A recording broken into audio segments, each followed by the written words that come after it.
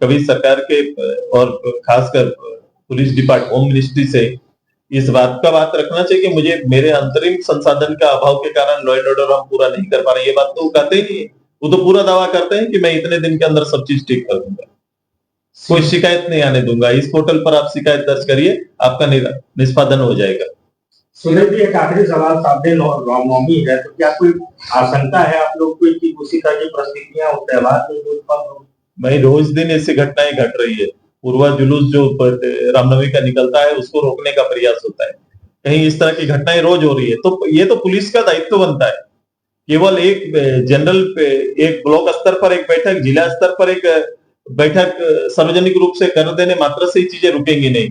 उपद्रवी जो है उनके खिलाफ में कठोर होना पड़ेगा, परिस्थिति और नियम सबके लिए बराबर बनाने पड़ेंगे और उसी नियम के तहत काम करना पड़ेगा, तब जाके लॉ एंड ऑर्डर का आप देख पाएंगे और लॉ एंड ऑर्डर की सरकार अपना दावा बोल सकती है। इसलिए मेरा आग्रह है, क्योंकि अंततः सरकार की क्षति नहीं होती है, आम पब्लिक की क्षति होती है। आम लोग कोई ना कोई परिवार का कोई बेटा या बेटी खो जाता है। इसलिए मेरा आग्रह है, विनम्र आग्रह है कि आने वाले समय एक बड़ा त्योहार होने वाला है, इसमें लॉ एंड ऑर्डर का पूरा ध्यान दिया जाए, चौकसी बढ़ाई जाए और बेहतर रूप से उसका संचालन किया जाए। ये मेरा आग्रह रहेगा। सीरम टोली फ्लाईओवर का ये हेमंत जी से पूछना चाहिए कि इन परिस्थितियां किधर जा रही है।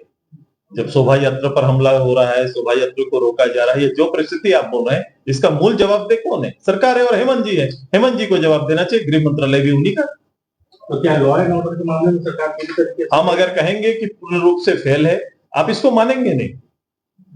मैंने कहा है कि अनियंत्रित है, किसी का किसी काबू नहीं। शहर में हत्या 2 दिन लगातार आपने देख लिया, आपने इसको देखा है, उस पर लोगों का आक्रोश को भी आपने देखा है। तो जवाबदेह एक किससे कहा जाए? एक जवाबदेह सरकार से कहा जाएगा कि सरकार जवाबदेही ले, इस तरह की घटना ना घटे। ऐसी जवाबदेही सरकार कभी सामने आकर तो करती नहीं। हालांकि मार्च महीने में ही अपराध मुक्त झारखंड की बात अपराध मुक्त झारखंड की बात कही जा रही है मार्च महीने। भाई जिसने कहा उनसे पूछो। मैं मीडिया भाई से मेरा आग्रह करूंगा, हमारे डीजीपी साहब कुछ बोलते हैं, मेरे सीएम साहब कुछ बोलते हैं, मंत्री राज के कुछ बोल रहे हैं।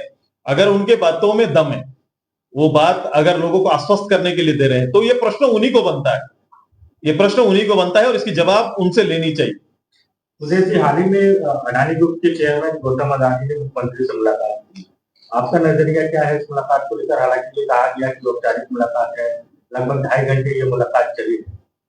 मैं देश के एक प्रमुख उद्योगपति का देश की राजधानी में आगमन होता है, अचानक ही आगमन होता है, मुख्यमंत्री के साथ समय बिताते हैं और निश्चित रूप से जब उनका आगमन हो रहा है तो मैं और मेरे राज्य की जनता आशावादी उम्मीद करते हैं राज्य के अंदर में कोई बड़ा उद्योग यहाँ के लोगों के लिए सृजन हो आने वाला है, या कोई तो काम के लिए कोई पहल करने के लिए आए होंगे। लेकिन ये प्रथम बार मैंने देखा, हम लोगों ने भी राज्य के अंदर में उद्योगपतियों का आना, उनके साथ संवाद, उनके साथ एमओयू, ये काल को देखा है। इस सरकार ने भी प्रारंभ में रोड शो कई किए।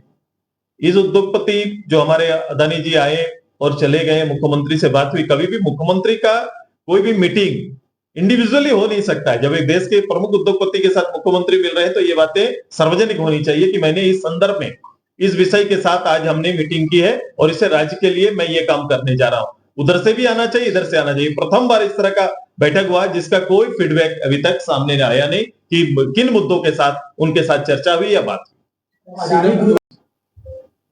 अभी इतना सारनाथ उत्सव का शोभा यात्रा निकला, वो पूरे रांची में आज तक ऐतिहासिक स्थल है।